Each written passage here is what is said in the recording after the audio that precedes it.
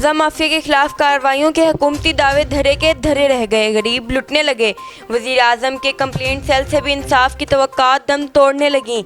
Police खामोश तमाशाई बन गई। कब्जा माफिया के खिलाफ कार्रवाई के दावों के बावजूद लाहौर शहर में कई कब्जा ग्रुप दंदनाते फिर रहे हैं। लाहौर सब्जाजार थाना मिलत पार्क की हदूद में इश्तियाक बोदला, गुलाम मीरा उर्फ आसिफ लब्बा और साजिद एस्टेट के प्रॉपर्टी डीलर लियाकत शाह ने मिलकर सऊदी अरब में मुकीम रजिया बीबी जोजा राना इब्रार से 1 करोड़ 70 लाख रुपए हथिया लिए और मकान पर भी कब्जा कर लिया। 7 माह से रजिया बीबी और इनके भाई दर बदर ठोकरें खाते फिर रहे हैं, लेकिन कहीं इंसाफ नहीं मिल रहा। वजीर आजम पोर्टल और ओवरसीज पोर्टल पर भी सुनवाई नहीं हुई। इमरान खान की रियासत मदीना में कौम की बेटी ख्वार होकर रह गई, लेकिन इंसाफ नाम की कोई चीज़ नज़र नहीं आ रही। वज़ीर आज़म इमरान खान, वज़ीर आला पंजाब उस्मान बुज़दार और चीफ जस्टिस से रजिया बीबी ने अपील की है कि कब्जा माफिया के इन कारिंदों से DHB सोसाइटी इत्तेहाद कॉलोनी स्कीम मोड़ लाहौर में वाक़या मकान फिलफौर वागुजार करवा कर इंसाफ के तकाजे पूरे किए जाएँ। रजिया बीबी के भाई इमदाद हुसैन सीक्रेट न्यूज़ को तफसीलात बताते हुए। अस्सलाम वालेकुम, मेरा नाम इमदाद हुसैन है और मैं ज़िला शेखपुरे का रहने वाला हूँ। मैं और मेरी बहन जो कि एक ओवरसीज़ हैं मिलकर फ़ैसला किया कि हमें एक मकान लाहौर में लेना है।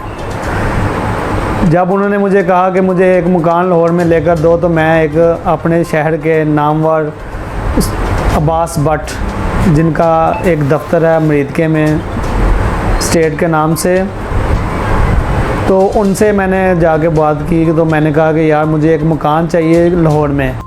उन्होंने लाहौर में लियाकत चौक में अल सादत के नाम से, स्टेट के नाम से एक दफ्तर था, उसमें एक लियाकत अली शाह और उसके साथी आसिफ लब्बा, जिनका रियल नेम गुलाम मीरा है, उनसे हमें लाके मिलवाया।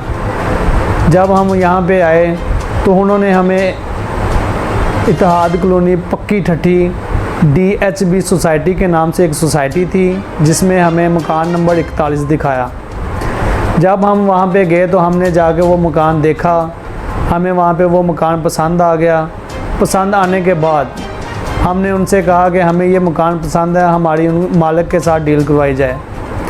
वो हमें इश्तियाक अहमद बोदला और उसका भाई जुल्फ़कार अली बाबर, जो कि मकान के मालिक थे, उनके पास ले गए। हम जब वहाँ पे गए तो उनके साथ जाके हमारी डील तय पाई, लेकिन हमने कहा नहीं, हम 1 करोड़ 17 लाख दे सकते, इससे 1 रुपया भी अबाव नहीं दे सकते। तो हमारी डील तय पा गई। जब तय पा गई तो हम वापस आ गए। वापस आने के बाद फिर एक आफ्टर 1 डे हम फिर वापस वहाँ पे गए। वहाँ पे जाने के बाद उन्होंने हमें कहा कि हमारे साथ करारनामा तय पाया जाए। जब हमने करारनामा के लिए उनसे कहा तो उन्होंने कहा ठीक है जी, हम आपके साथ करारनामा तय पा लेते हैं, जिसमें से आपको हमें हाफ पेमेंट करनी पड़ेगी।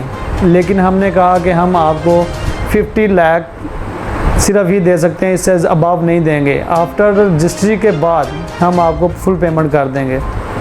जब हमारा करारनामा तय पाया गया तो हमने 50 लाख रुपया बतौर बयाना दे दिया उनको। जब बयाना दिया गया तो कुछ दिनों के बाद हमने कहा कि हमें अपने मकान की रजिस्ट्री इंतकाल वगैरह करवाना है, तो हमें फ़र्दें वगैरह निकाल कर दो। उन्होंने हमें कहा कि ठीक है जी, हम आपको फ़र्द निकाल देते हैं, लेकिन हमारा मकान चूँकि अंडर कंस्ट्रक्शन है तो आपको थोड़ा वेट करना पड़ेगा। हमने उनसे कहा कि ठीक है, हम वेट कर लेंगे, लेकिन आप हमें अपना निकाल के दें फ़र्द वगैरह। जब उन्होंने फ़र्द वगैरह ला कर दिए तो हमने एक वकील को दिया, उसने उसको अपना रजिस्ट्री वगैरह तैयार कर ली और उसके बाद हमारे साइन अंगूठे हो गए।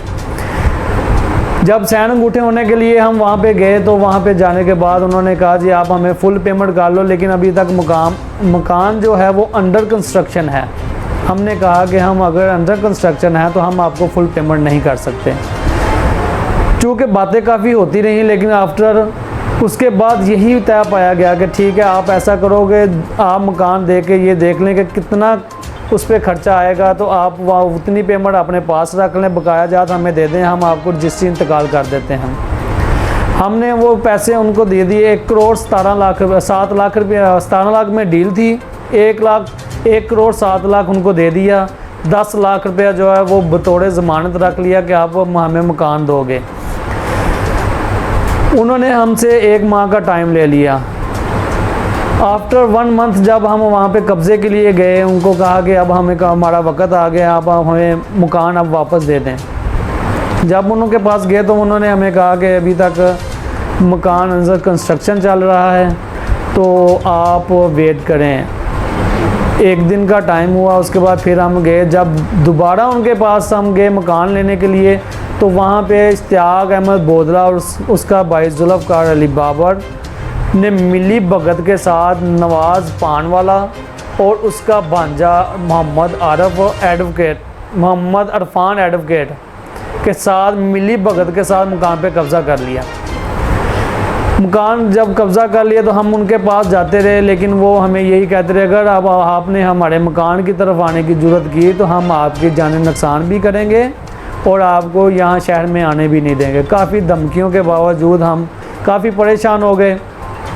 उसके बाद हमने हमारी बहन जो कि ओवरसीज़ रज़िया बीबी जोजा ब्राड अली है, उसने ओवरसीज़ सेल जो कि हुकूमत ने वज़ीर आज़म इमरान खान ने बनाया है, उसमें कंप्लेन की। उसके बाद हमने CCP ऑफिस में कंप्लेन की। हमने फिर इकबाल टाउन SP के सामने, मोहम्मद अवैस उनके सामने कंप्लेन की, और उसके बाद मिल्लत पार्क थाने में भी कंप्लेन की।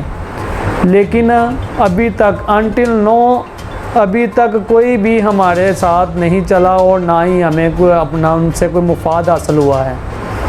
हम जब भी जाते हैं आजकल ही किया जा रहा है, लेकिन हुकूमत से हमारी दरख्वास्त है कि हमें इस परेशानी से दूर किया जाए। ये 8 माह पहले की बात है कि 8 माह हमें सड़कों पे धूल खानी पड़ रही है, जलील होना पड़ रहा है, लेकिन हमारी किसी ने भी सुनवाई नहीं की। हमारी वज़ीर आज़म इमरान खान से अपील है कि हमारे मकान हमारे हवाले किया जाए।